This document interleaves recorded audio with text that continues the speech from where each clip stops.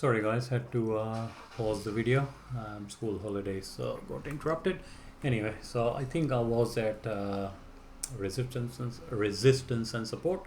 So I've drawn two lines here. This is the resistance, this is the support. So if you look at the last year's price action, it goes, let's look at this, right? So it's ranging here, but it has trouble few times breaking this. It breaks but quickly comes back, breaks higher, comes back, tries to break, so this once again goes up and comes down, tries to break lower but gets pushed up. So this area is more of a support zone.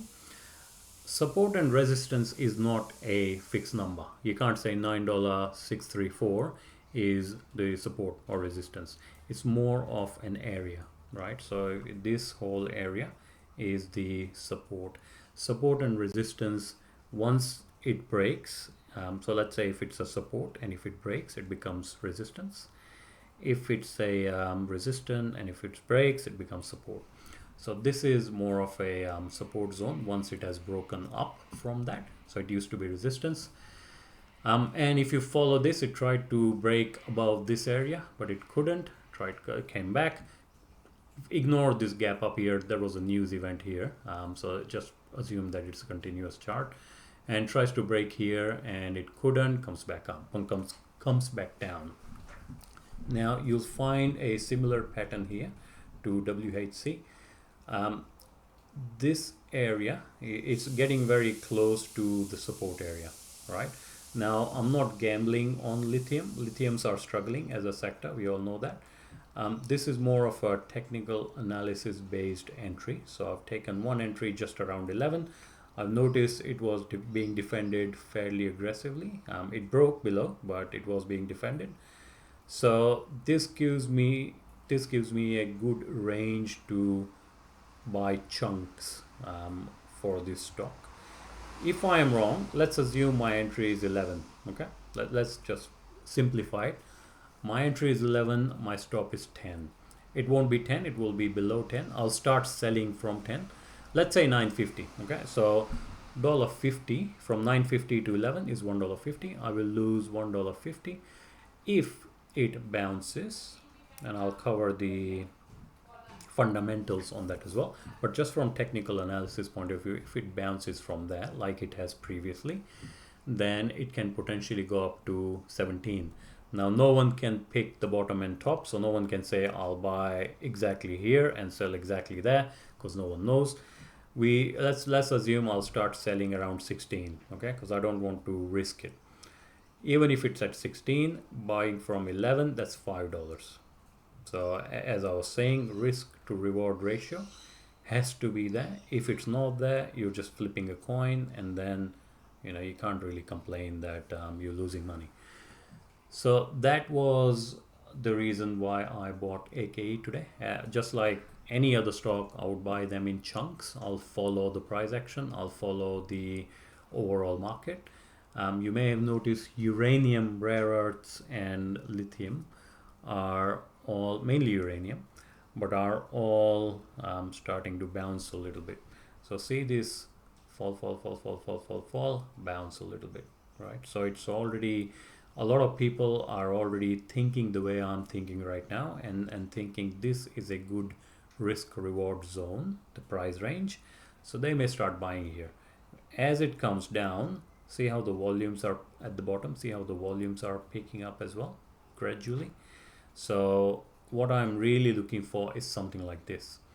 When I get the volume spike, now again this volume spike was due to the news event, but what I want is more than average volume. So the average volumes are around 3 million. Once it goes above 5, I'll start buying. If it can't, and if it tapers down, then I'll start selling, right? So you have to factor in a lot of things as much as you can, and you can't just go because the stock is ping-ponging, it's towards the bottom range, it could go up. Okay, the third one I bought recently was BOE. So I've drawn some lines here. So if I look at last year, now you can look at last 15 years or whatever the range is, but I tend to look at last year because I think that's more relevant. especially because we had COVID prior to that, the price action is not going to follow the same pattern. Okay, so if I look at last year broadly,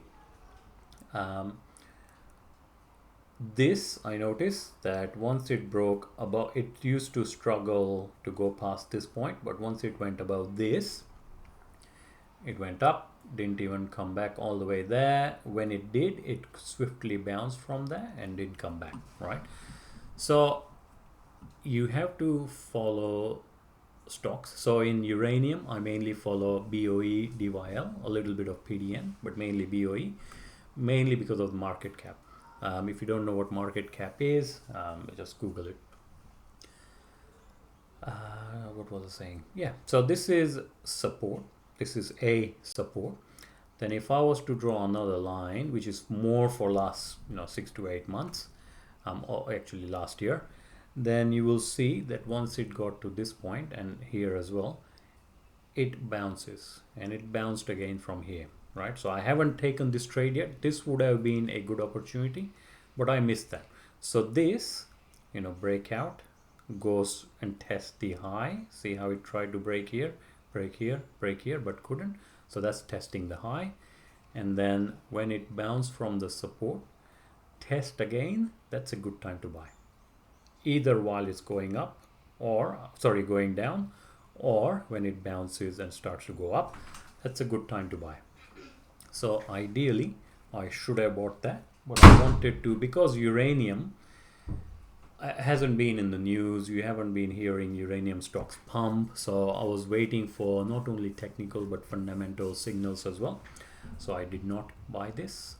I had it on my radar. I had set a price alert to see if it breaks high, so this resistance, and when it broke resistance with volume as well, so look here, see the volume here, roughly whatever, just over 1 mil.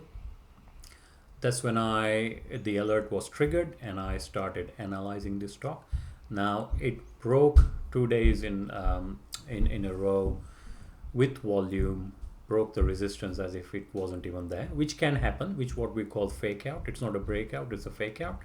So I've been watching it. I've been watching the industry in general, but did not buy because lithium is struggling. I thought uranium, there is no global news event that is a catalyst for me to buy this. But I've been watching this range, came back down, and I thought, okay, it was just a fake out, will probably go down.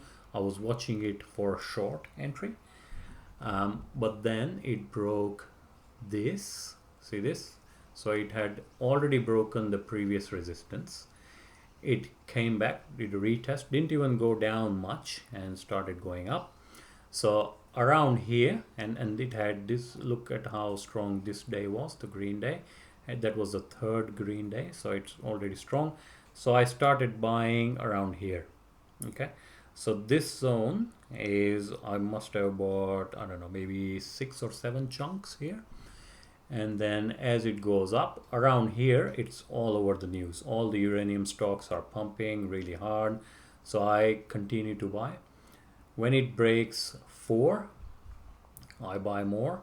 When it breaks down below 4, I sell. Because I want to book some profit. I don't want to lose. I want to secure the profits that I made, right? So I sell. And then once it gaps up, I buy again. So I'm also looking at volume. See how the volume rose on that day as well. So remember when it gapped up significantly, I bought it and I've been buying it. And now since this day, so like yesterday, Monday I think it was, I have put my orders in there to sell it. So I will not be just buying and selling. I have multiple orders to buy, multiple orders to sell. That way, if it bounces from here, I'm not gonna miss out.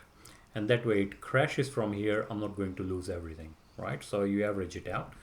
But basically the technical analysis was break of resistance, retest, break of highs from the previous break of resistance, and then further breakouts, right? So this was the breakout setup, and we took the breakout setup, and now it's time to sell because overall market is struggling. um, I will. When I say what I really mean is, you should also try and buy and sell in chunks. That way, you just don't have one entry. That way, you're not impacted. If suddenly it goes down and then up, then it won't just stop you out, and then you won't be in a situation where you lost all your profits.